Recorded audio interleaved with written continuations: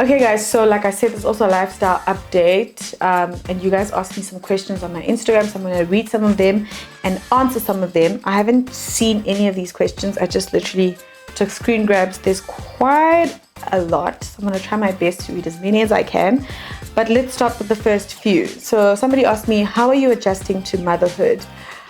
I'll be very honest, the first 3 weeks of my baby being born were like a lot. I was extremely overwhelmed and it was difficult, but I think the blessing of it all and just what excited me the most is that, I've got the help of my mom. My partner's also around. I'm not for the whole you don't see the dad for 3 months thing. I know that's like tradition, that's what we do, but I was like to my mom, I'm not doing that.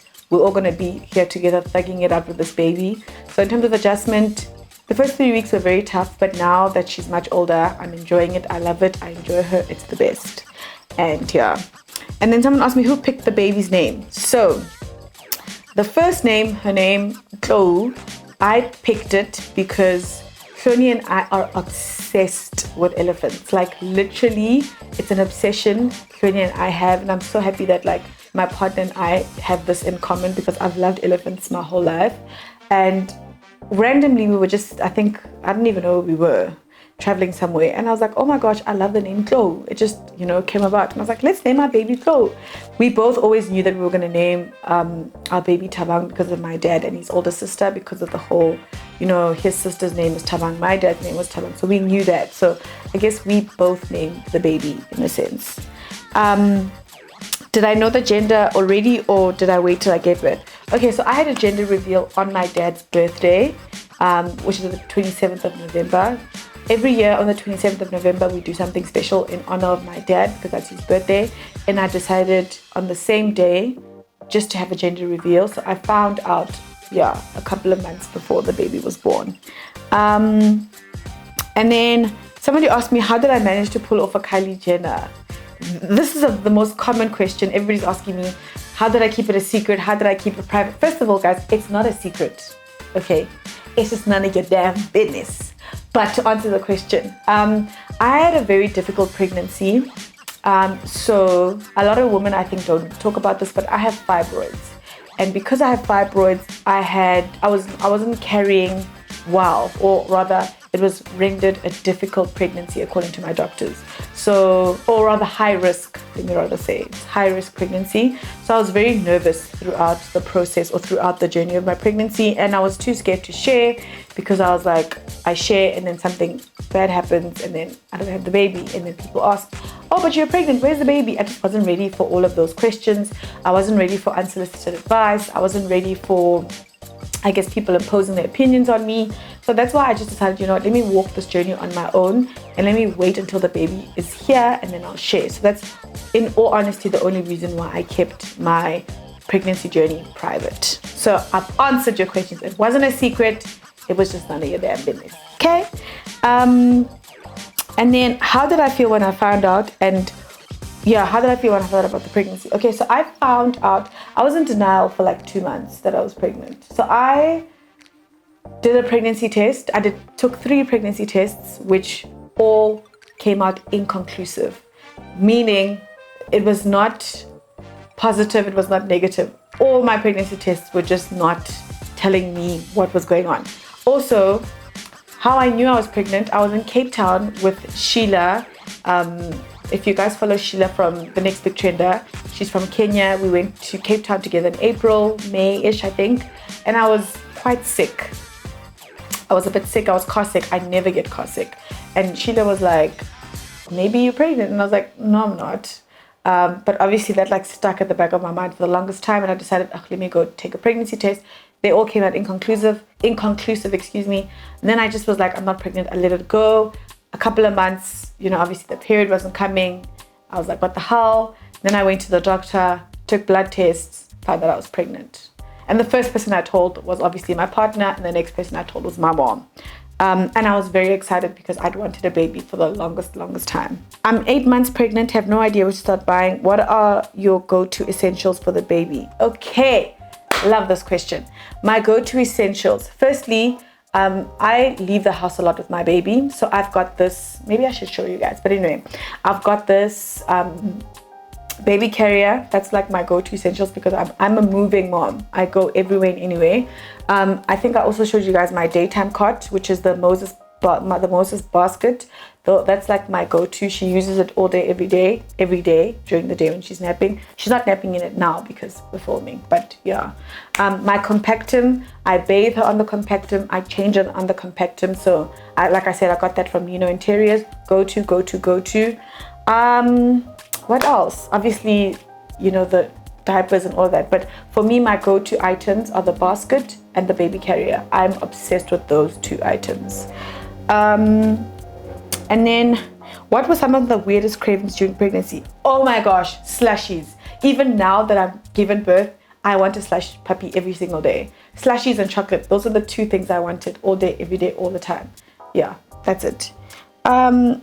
What has your experience been since you've been a new mom, Boujee mom? Okay, I think I've explained that. It's been amazing. I love it. It's great. Did I deliver naturally or via C-section? What an invasive question. Jeez. But I gave birth via C-section because, again, like I said, I had fibroids. I couldn't give birth naturally. I found out that I couldn't give birth naturally 2 days before I was actually supposed to give birth, if I must say. So I was 40 weeks plus. So my baby was overdue. I was supposed to give birth on, I'm not going to say the date because I don't want you guys to start calculating when I was pregnant, but I was supposed to give birth on a certain date and I didn't. Or rather, not supposed to, but my doctor was like, I want you to give birth in 2022. And I was like, okay, fine. I wanted to give birth in December 2021, but I couldn't. And then 2 days before, she scheduled, I guess, an emergency C-section. So yeah, not my greatest moment. And then someone asked me, how was it traveling pregnant? Okay, so like I said in my Instagram, I traveled every month of 2021. Literally from Jan to December, I was traveling, which meant obviously I traveled while I was pregnant. My baby moon was in the Seychelles. I was heavily pregnant then, but I obviously got a letter from my doctor to say that I can travel. Look, I think I carried well. I didn't have any, I was sick for the first trimester, and sick, not like morning sickness. I didn't have morning sickness, I didn't have any of that, but sick because I had fibroids. I just was going through excruciating pain for like the first 2 weeks. For 2 weeks, I couldn't move, I couldn't walk, I was in just the worst kind of pain you can imagine. But after that, my pregnancy was a breeze. It was easy, it was amazing. I loved it.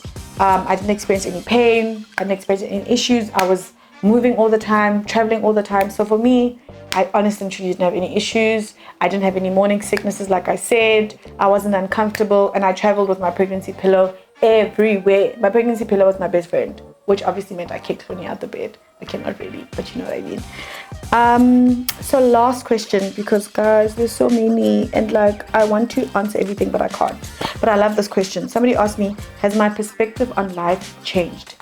Yes, it definitely has. Like, I'm such a happy-go-lucky, free spirit, YOLO, let's travel the world, let's go anywhere, let's do things, let's just turn up. That's just me, you know.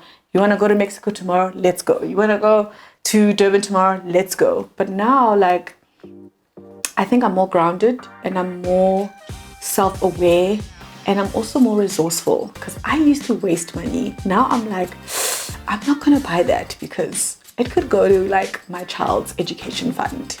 So definitely in terms of that, and also safety. Like, I was very much, I'm not an adrenaline junkie or anything, but like I'm very conscious and aware of like safety and like, is she safe? Who's she around? Who's she with? Who's holding my baby? Like, I'm so, and I think I'm a bit insecure about that because I have a girl and I'm like, I get scared because like, you know, we live in South Africa and people are just weird. So I think I have changed. Like, I'm very much aware of like my surroundings, where I go, who I'm with, energies, like who I bring my baby around. So I think I've changed in terms of like how I move, who I hang out with, who I wanted to be around, how I spend money, where I go, what I do. Even driving, like I used to drive like crap apparently, according to my friends. Now I'm like, let's drive at 100 kilometers per hour. But I think it's also because she's still so tiny. Maybe I'll change, but I'm also happy that like my baby has honestly humbled me. I think if anything, she's humbled me, she's grounded me, she's made me take things very slow and appreciate like every day. I'm a go-go, rush person in general, but since having her, like, I've changed. So honestly, thank you guys for tuning into my lifestyle update. I feel like I spoke so much. I could have spoken much further and answered more questions, but like I said, they were all very much the same. But thank you so much for tuning into my channel. I'm gonna show more travel stuff, more mom life now that I'm a mom. And yeah, guys, if you have any suggestions or things that you want to see, let me know. But most importantly, don't forget to like, comment, share this video, and subscribe to the Boujee Traveler. See you guys in the next video, guys. Peace.